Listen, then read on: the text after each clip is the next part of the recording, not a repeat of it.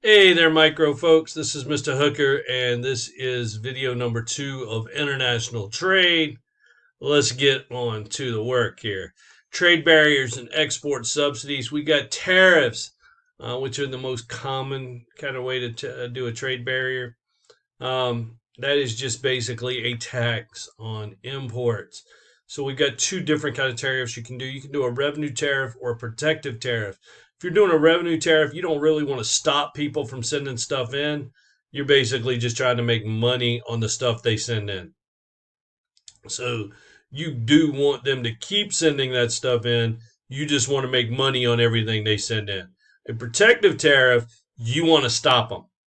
So that one you may put a much higher tariff on than a revenue tariff. Revenue tariff, you don't want to get so high that people start thinking, should I send this or should I not? You want them to think, yes, I should. Protective tariff, you want them to think, should I send this or should I not? You want them to think, probably not. So that's kind of the difference in those two.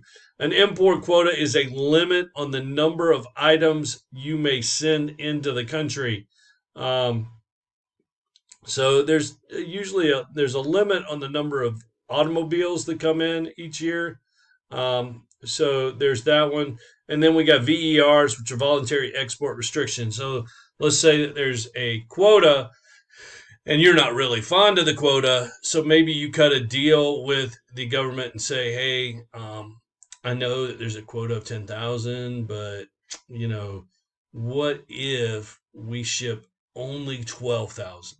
We'll only ship 12,000 a year, um, and that's it. Would you accept that? And if they accept it, hey, good deal. You got 2,000 more than the quota. So that's a good deal for you. And if you can get 13,000, even better, but that's the deal. And then you have other non-tariff barriers, things that are not tariffs that basically are trade barriers. So quota is a non-tariff barrier, but anything that is not a tax that is a barrier to trade is a non-tariff barrier. So export subsidies. So basically, if you are a company that is um, experiencing some kind of barrier overseas, maybe you receive export subsidies from your country at home, and that helps you with foreign trade. And that's the goal of export subsidies. Um, so it helps you to enter a foreign market, is the goal there. So, what are the effects of protective tariffs and import quotas? So basically, it will move the supply of goods back. So it moves us from basically here, what is C, the quantity here from C to B, and that yellow space, if it's a tariff, the government receives that money in the yellow space. If it is a quota, the foreign firm receives that money. So there's the deal with that. Um, so, we're going to reduce the supply. And then as that happens, price will go up. And, price increases. As price increases, consumers are paying more. But part of that, if it's a tariff, the government receives that extra funds. If it's a quota, those foreign firms receive those extra funds. So just understand there's two different ways that works. The economic impacts, the direct effects, there's a decline in consumption, an increase in domestic production, we hope, a decline in imports, and we get tariff revenue. So there's less stuff coming in, we get money. There are some other indirect effects which may happen as far as what happens to the local economy and the foreign economies, um, and how those work out. Economic impact of quotas, there's a decline in consumption, an increase in domestic production, a decline in the imports. As I mentioned previously, quotas don't provide any government revenue, but instead transfer it to the foreign producers. So that money in that yellow box actually goes to those foreign producers. The case for protection As I've mentioned in other videos, I am a markets kind of guy. So I don't believe in some of these. I do believe in some, but I do not believe in all of these. Let's say it that way. I do believe in military self sufficiency. I do believe that China should not be making our bullets. If we were to get in a war, I believe we should make our own military goods. So let's just go with that. Diversification for stability. Um, I don't know that I believe in that one fully. I believe that we are pretty much diversified enough. Um, but the idea that we should have enough businesses and enough different industries that if one industry crashed, we would our economy would not crash. Um, that is just, in a sense, that's good economic policy. I don't know that we, if you have a good economic policy to start, that I don't know that you have to intentionally search that out, is my thought on that. So, like, start with a good, sound economic policy, and I don't know that you have to, like, intentionally pay people to do that. Infant industry, I definitely do not agree with this. You have firms that have been around for 6, 7, 8 years that are still claiming to be infant industry businesses, and that's my problem with that one. At some point, you got to get off the government teat. So,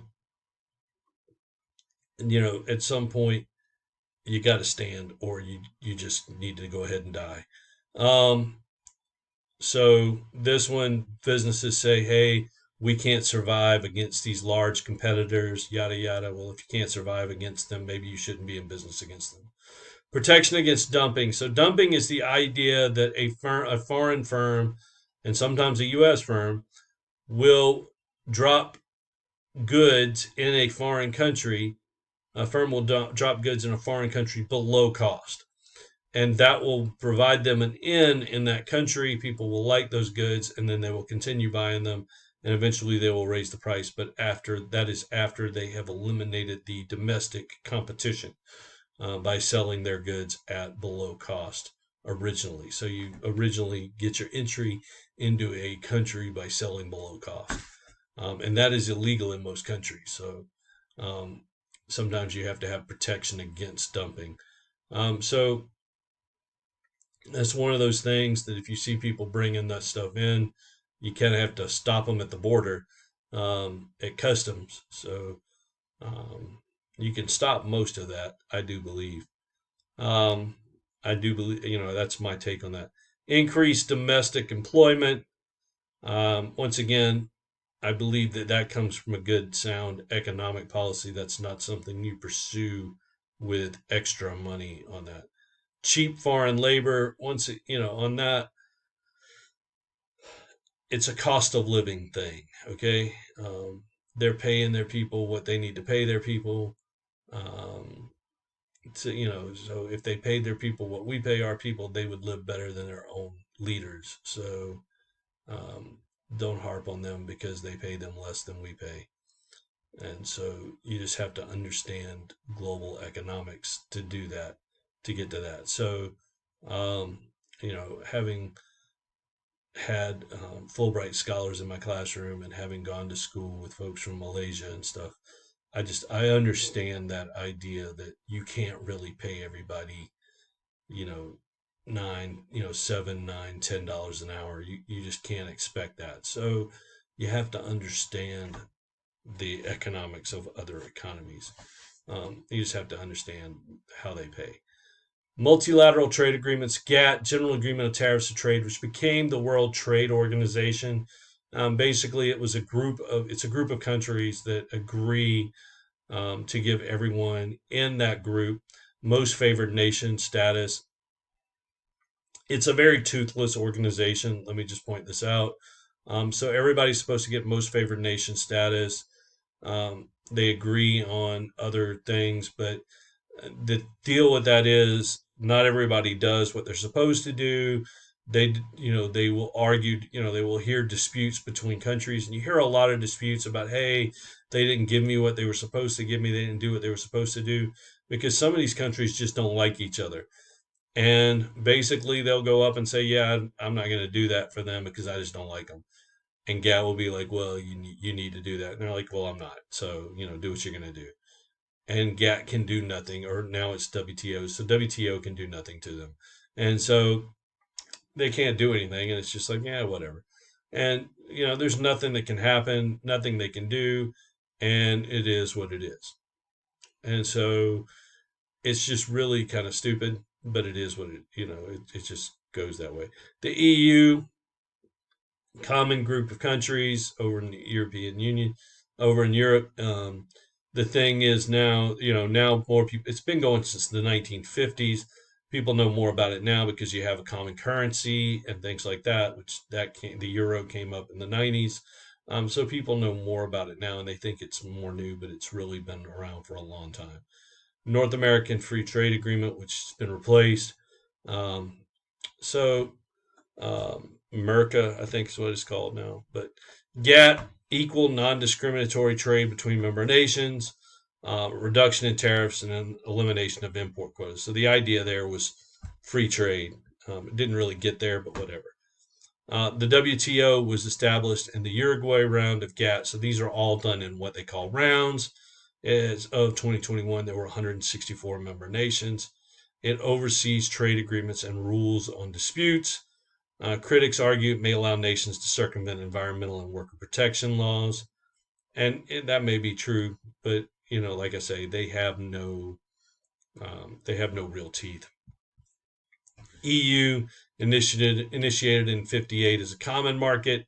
It abolished the tariffs and import quotas between the member nations, established the common tariff with nations outside the EU, and created the Eurozone with one currency in the 90s.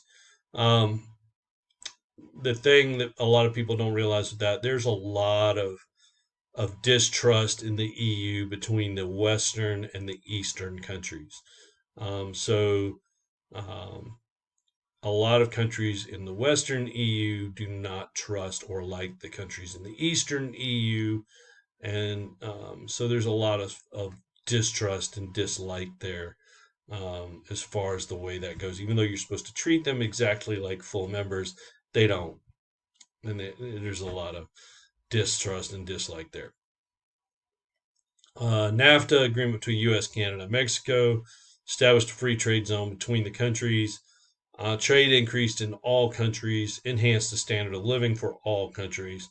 In 2018, a replacement agreement, the U.S., Mexico, Canada agreement, USMCA, was negotiated, and so that's what we're on now. So helping those that are hurt by free trade. If you did not know, there's a Trade Adjustment Assistance Act. I've had many students that were on this act in my classes throughout the years. It's designed to help individuals hurt by international trade. So if your job is offshored, you actually can get tuition assistance through this act, and you don't pay for college. You basically just go to college through this act, and the federal government will pay for it.